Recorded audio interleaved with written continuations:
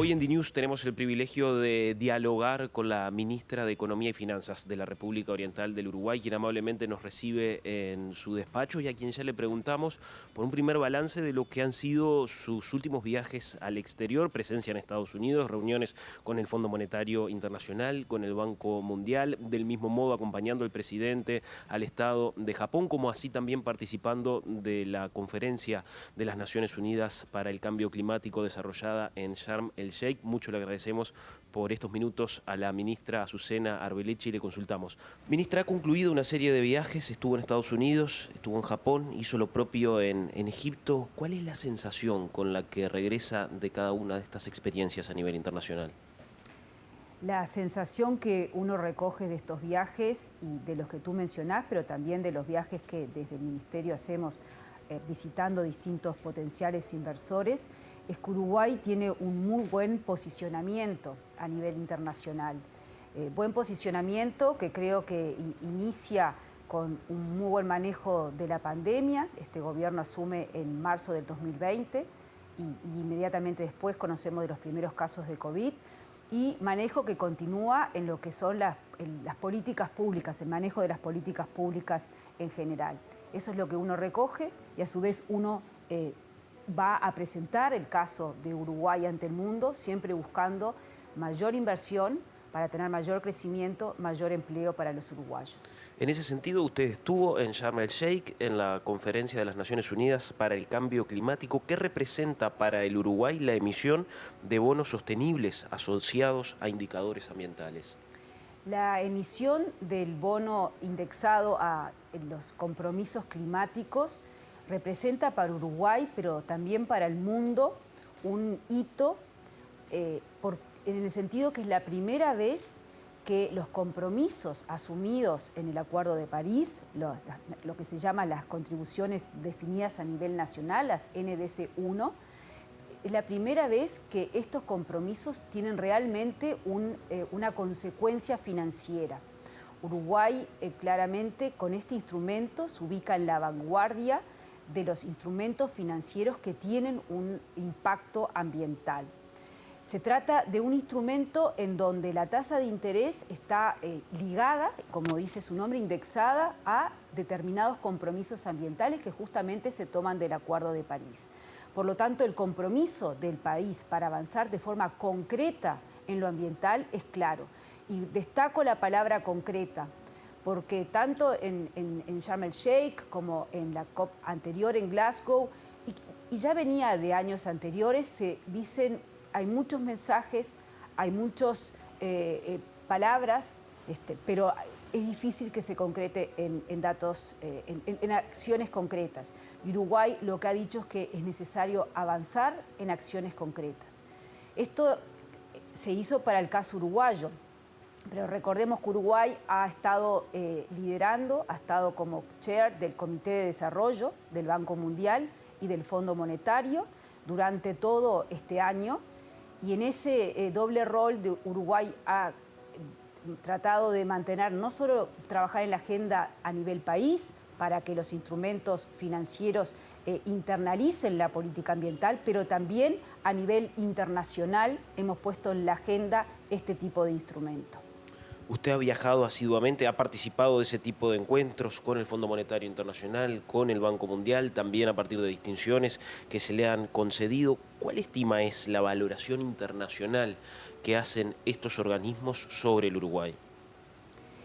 Justamente el estar liderando el Comité de Desarrollo del Banco Mundial y del Fondo Monetario le ha permitido a Uruguay tener la oportunidad de conversar, de tener un diálogo, un buen diálogo con las autoridades del Fondo Monetario, del Banco Mundial, de la Organización Mundial del Comercio, de las Naciones Unidas. Un diálogo que diría que ya van 2 años que hemos mantenido estas conversaciones. Y claramente, primero ven un país que es muy activo en las políticas, un país que se propone, tiene una agenda clara, un rumbo cierto y me río porque a veces dicen que somos demasiado realmente muy activos para trabajamos para persiguiendo determinados objetivos concretos. Entonces, primero ver una actitud muy proactiva de parte del Uruguay. Y luego, bueno, sí, el reconocimiento de los avances en políticas en general, pero en particular en instrumentos concretos que tienen que ver con esto que comentábamos de lo ambiental. Ministra, estamos en la antesala de una nueva cumbre del Mercosur. Uruguay va a entregar su presidencia pro tempore en el mes de diciembre. ¿Qué balance hace de estos últimos meses en el bloque regional y en cuanto a logros también que puedan destacarse de esta última presidencia pro tempore del país? La inserción internacional es uno de los aspectos, así como la internalización del ambiente en la política económica, que es una agenda estructural que hemos perseguido. También la mejor inserción internacional del país es otro de los temas importantes en la agenda internacional. Aquí hago un paréntesis, pero Uruguay desde el inicio de esta administración ha mantenido el doble foco de luces cortas, atendiendo lo urgente, la pandemia, y luces largas. Luces largas que tienen que ver con el internalizar el ambiente en la política económica, que tienen que ver con una mejor inserción internacional, que tienen que ver, por ejemplo, con la reforma de seguridad social que estamos hablando. Eso para que se entienda cómo hemos estado trabajando. En lo particular, en la inserción internacional, Uruguay ha sido claro y marcado que el Mercosur necesita modernizarse. Eso ha sido un punto que se ha compartido con los países miembros del Mercosur y en lo cual Uruguay ha avanzado con distintos pasos. Por ejemplo, Uruguay ha cerrado el estudio de factibilidad con China para comenzar negociaciones de un acuerdo de libre comercio con este país. Uruguay también ha realizado acuerdos con Brasil de forma bilateral, de manera que los productos que se exportan desde las zonas francas uruguayas a Brasil tengan el origen Mercosur, a pesar de estar en zona franca en territorio uruguayo. Y lo mismo los productos que se exportan desde zona franca brasileña a Uruguay. Es decir, hemos tenido avances siempre dentro de esta idea más general de que necesitamos un Mercosur moderno, que se adapte a las características del mundo actual y no con las características de hace muchos años cuando fue creado en el tratado. ¿Cree que esto lo podrá interpretar del mismo modo el nuevo gobierno de Brasil? ¿Qué espera en cuanto al trato con las autoridades electas en este sentido, en cuanto a Mercosur? No me corresponde ponerme en los zapatos del gobierno electo en Brasil. Sí esperamos que se pueda seguir trabajando en ese sentido y Uruguay va a seguir con esta postura clara de que necesitamos la marca Mercosur, de que es muy bueno contar con la marca Mercosur, pero que este Mercosur necesita ayornarse a la nueva realidad mundial. ¿Es China el que marca los tiempos de la negociación en cuanto a la posibilidad de poder concretar un tratado de libre comercio? En el diálogo con China fue China quien puso como primer fecha finalizar el estudio de factibilidad para fin de año y que se atrasó. Y en este caso también es China quien está para iniciar la siguiente etapa de negociaciones para este acuerdo de libre comercio. En ese sentido, el presidente también anunció la intención de adherir al Transpacífico. ¿Qué implicaría para Uruguay integrar esa zona de libre comercio y por qué le resulta seductor a este gobierno esa posibilidad de adhesión a este acuerdo? Uruguay es un país que necesita abrirse al mundo porque esto nos trae más beneficios. Esto no es solamente aplicable para el CPTPP, que tú mencionás, es aplicable para el acuerdo con China, es aplicable para un eventual acuerdo con la Unión Europea, es aplicable para cualquier acuerdo comercial o ni siquiera acuerdo comercial ambicioso, cualquier paso que se dé en el sentido de acceder a más o mejor mercado, es decir, en mejores beneficios, en mejores condiciones que accedan a nuestros productos y servicios. Esto implica un mayor crecimiento para el país y por lo tanto crecimiento en donde algunos sectores van a ser más favorecidos que otros, pero corresponde ahí al gobierno distribuir las ganancias de ese mayor crecimiento. Creo que eso es importante para todos los acuerdos comerciales.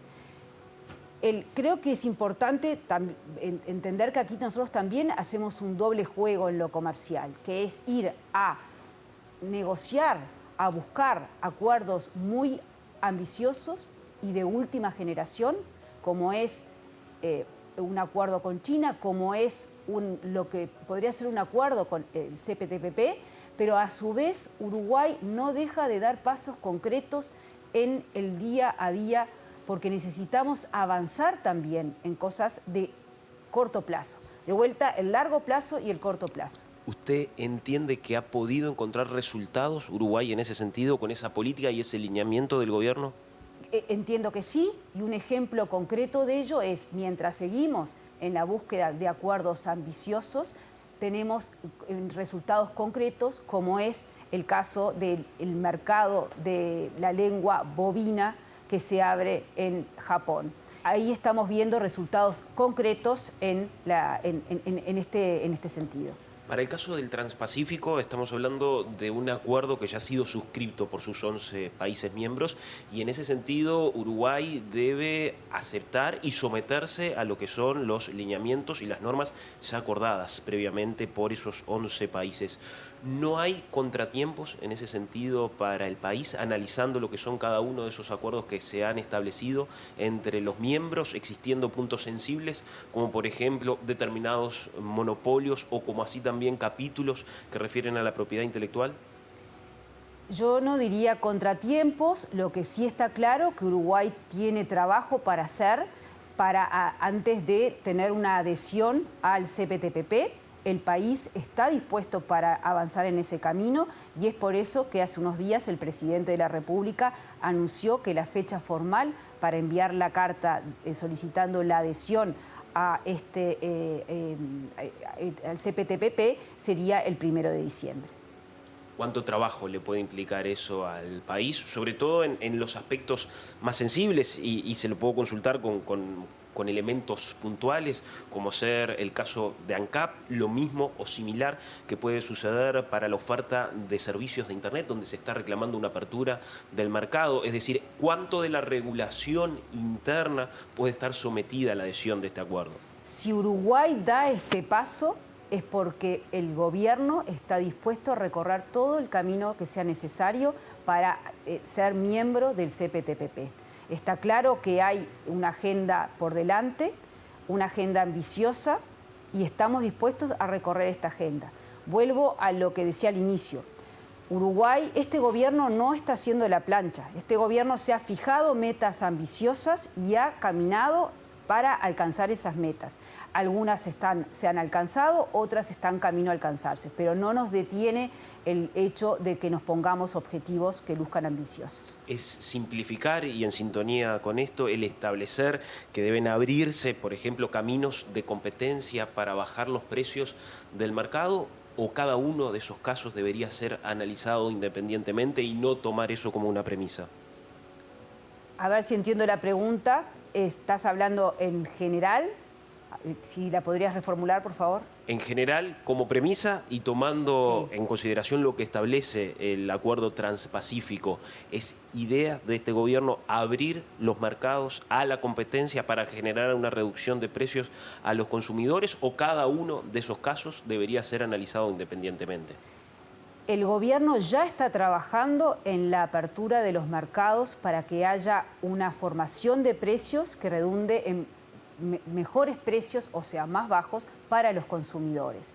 Aquí recordemos que tenemos un contexto internacional de alta inflación, un contexto de guerra, de inflación alta y de, por lo tanto, una política monetaria de los Estados Unidos con suba de tasas de interés significativa.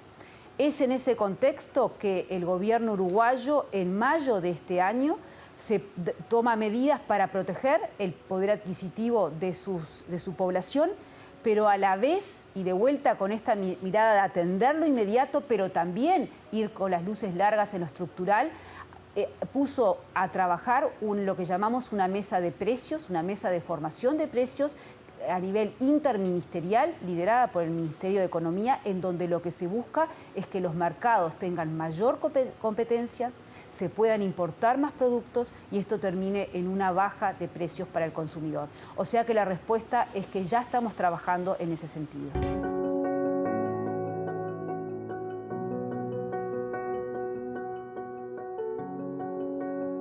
¿Cómo convive Uruguay con los altos índices de inflación que se han dado en países de la región y cuánto afecta al país esta situación?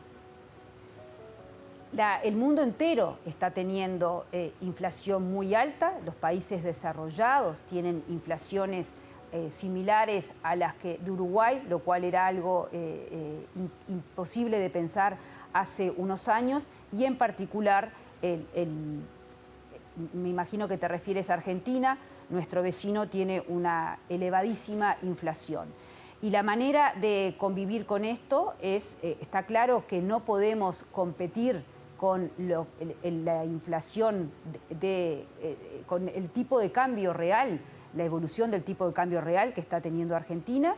Se ha dado apoyos concretos a lo que son los comercios en la frontera de Uruguay, pero entendiendo que esto es un apoyo transitorio mientras perdure esta situación.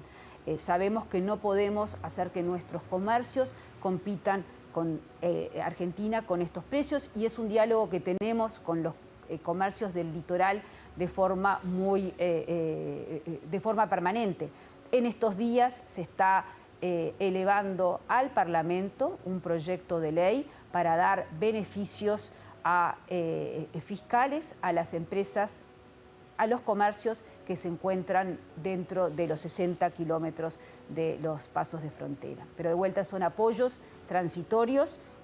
Mientras tanto hay que ver resultados, agendas estructurales para que no solo los comercios del litoral, pero que los comercios y el sector productivo, más allá de los comercios, esté en una situación mejor.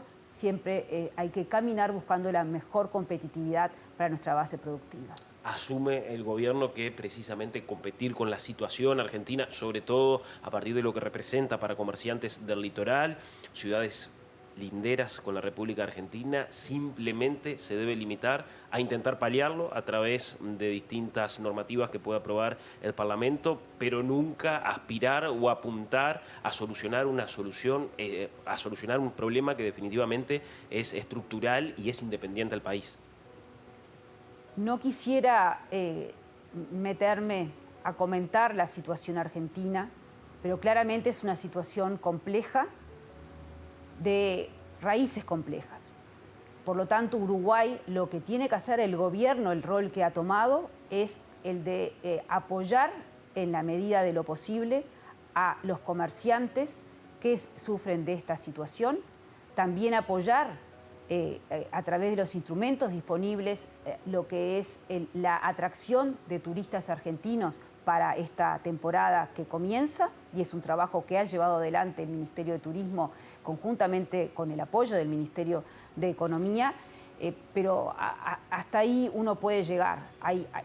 La realidad argentina, uno no puede acompasar los precios uruguayos a la realidad argentina, y esto es algo que se conversa con los actores involucrados todo el tiempo. ¿Cómo monitoreó la situación del Banco Interamericano de Desarrollo? Uruguay respaldó la candidatura de quien resultara definitivamente electo, Ilan Goldfan, el candidato de Brasil. ¿Qué futuro augura para ese organismo? Así es, Uruguay apoyó al candidato brasileño, sabiendo que el gobierno electo de Brasil no tenía una objeción con este candidato, elemento que fue ratificado una vez que Ilan fue designado presidente, electo presidente, porque hubo un comentario del electo vicepresidente de Brasil en ese sentido. Entendemos que comienza un periodo muy importante para el Banco Interamericano de Desarrollo, como lo es también para los bancos regionales, como la corporación, como el Banco de Desarrollo, la CAF. un momento en donde es importante que la región esté unida, que haya diálogo entre los distintos países y que los organismos multilaterales de crédito regionales y también internacionales den productos específicos que tengan que ver con las necesidades de estos países. Y vuelvo a unirlo a dar como ejemplo el bono indexado a indicadores climáticos que Uruguay ha emitido. Estamos en conversaciones tanto con el Banco Interamericano de Desarrollo como con la CAF, como con el Banco Mundial, para que esto no sea solamente un producto en el mercado de capitales, sino que también los préstamos que dan estos organismos multilaterales de créditos tengan estas características de tener una tasa de interés que esté atada, esté ligada al comportamiento ambiental de los países. No quiero dejar de consultarle por situaciones puntuales e internas del Uruguay. El gobierno se ha trazado una línea muy firme en cuanto al respaldo a la primera infancia. ¿Cómo han sido los avances y los flujos que se han dado desde el Ministerio de Economía para atender esa situación?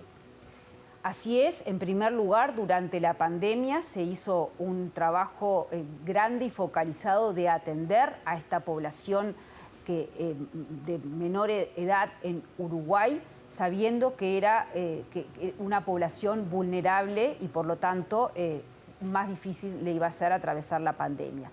Ahora, esa situación de pandemia, de ayuda coyuntural, dejó a la vista que había en algunos casos que no eran coyunturales, sino que venía de atrás, digamos, que necesitaban una respuesta estructural más allá de los apoyos puntuales, que en el caso uruguayo se hicieron a través de un fondo votado por todo el Parlamento, que era el Fondo Coronavirus.